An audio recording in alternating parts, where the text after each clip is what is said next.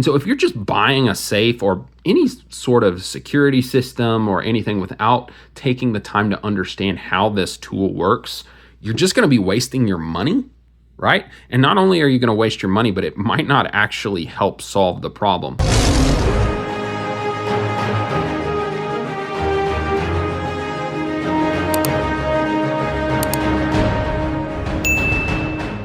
Thank you so much for checking out the channel. Let's dive right in. So with the meteoric rise of silver that's occurred over the last couple of months, you've got a lot of new stackers, a lot of new people that are buying silver, they're buying gold, and they have all this physical metal. Maybe it looks pretty similar to what you have on the screen here, and you're like, gosh, what do I do with it now? How do I store this? And that's what we're gonna be answering today, because whether you're a new stacker or you're an experienced stacker, it's very important how you store your precious metals. And I'm gonna be covering 3 things that you need to be aware of, that you need to be focused on as you store your metals.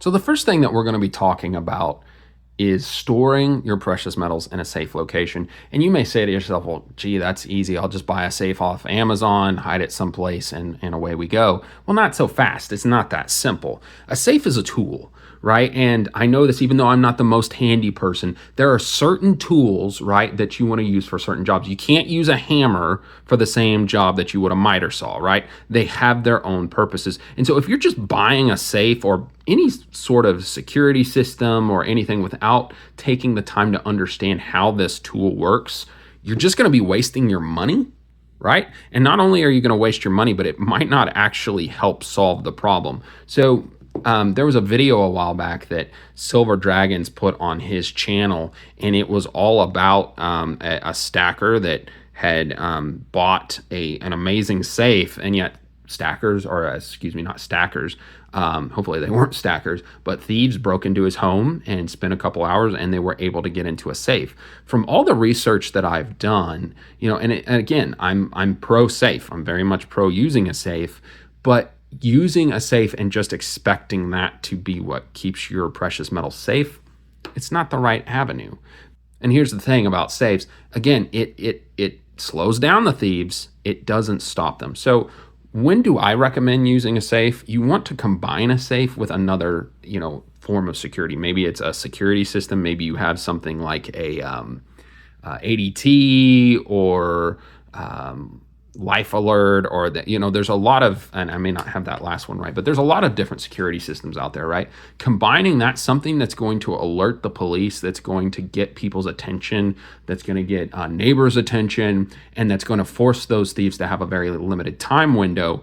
That's what you want to do. And if you choose not to use a safe, and some people choose this, they just hide their precious metals in a really, you know, secure location, or they're very clever, you know, maybe false doors, whatever it is. You can do all that. Again, you just need to focus on what keeps my precious metals safe and protected. And, you know, in that as well, just a little bonus is, how do I go about that? You know, what's my location? Do I live in a city? Do I live in a very safe area? Do I live in a not very safe area? And factoring all of that in as well. So the second thing that we're going to be talking about is storing your precious metals in a dry place. And why is that important? Well, I have this bar here, and I actually got this one at Spot a long time ago, and you can see this is just so dirty and so tarnished. Why is that? Well, for those that are new, and again, this doesn't hurt the metals, right? This is still 1 ounce of silver, and it can probably still be cleaned up. Why you see all of this junk and gunk on it is because when precious metals get in contact with a lot of moisture, it causes an oxidation process, which leads to this tarnishing and this junk. So again, this is more cosmetic. It doesn't, you know, hurt your silver in any way. Again, that's still worth, and this bar is 10 ounces. That's still 10 ounces of silver. That 10 ounces is worth just the same as this more beautiful yet nicked Scottsdale silver 10 ounce fine bar. So how do you avoid that? Well, there's a couple of things you can do. One is just getting these little dry packets here and having a lot of those in your stack. On another video that I did not too long ago in talking about some things like this, someone mentioned you can get some that are rechargeable in the sun. Basically, you just put them out in the sun, it dries them out, and then you can put them back in there. I think those are great. Another tool that is really useful is using these are lighthouse tubes. They're stackable, which I really like. but also they have this locking technique on here that is supposed to, and again, they say they give a 15-year warranty in which you're not going to see any tarnishing on your silver.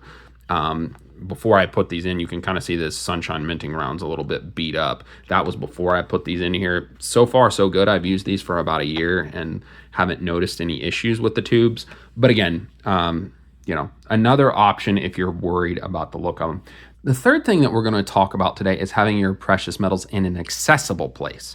And that might seem a little odd because you're like, well, why would I need them in a super accessible place? And this is kind of a trade-off that you get when you go between having precious metals that you are storing and keeping safe, but also accessible. Well, why do I need it accessible? Well, let's say there's a fire, right? Let's say that there's a situation where you need to get out of your house quickly and you want to take your precious metals. If you don't have a way to keep them very accessible for you, right? Again, you got to still keep them safe, but if they're not accessible and you need them, let's say there's you have to get out quickly and there's a barter situation that occurs. Again, hope that never happens, but if it did, if all your silver's buried in the ground and it takes 5, hours just to dig it out, that's not really helpful. So for me personally, I think it's important, and I think this helps with the safety feature. Don't put all your metals in one place, kind of spread them out. If you've got, whether you're choosing to use multiple safes, you're hiding them multiple places throughout your house, whatever that looks like, don't put it all together. And I would have some that is in a safe place, but is more accessible. And what I use for this, I've got this little thing here. It's called a slab safe. This is back when I used to do some baseball card collecting and things. And it's just this, it actually works for like PSA, SGC graded cards. But if you take this apart here, you can see I've got multiple rolls of small denomination 90% and junk silver that I keep in here. And that way I can grab this really quickly. I have, my other metals in a places, other safe locations, right? But I can use this, grab it quickly, take it with me so that if I've got to get out of the door and kind of have a bug out quick bag, right? That is really useful just to get out very, very quickly. And then here's a bonus one. And if you know with this reference, it doesn't hurt to invest in some other metals, like let's say lead, brass. Again, if you know, we'll just leave it at that. So we're going to end the video today on that. And in the comments, I would love to know, what are some of the tips that you use in the storage of your metals? And again, please don't tell us where you're hiding your precious metals, but if there's things that you're using for storage, for organization, that's another big one as well. If you're trying to keep moisture away from your things, if you're trying to have, quick access to your silver, do you have a bug out bag that you use or something like that? I would love to hear your thoughts in the comments and interact more with you on the video. So with that, thank you so much for watching. Be blessed, be a blessing to others. We'll see you later.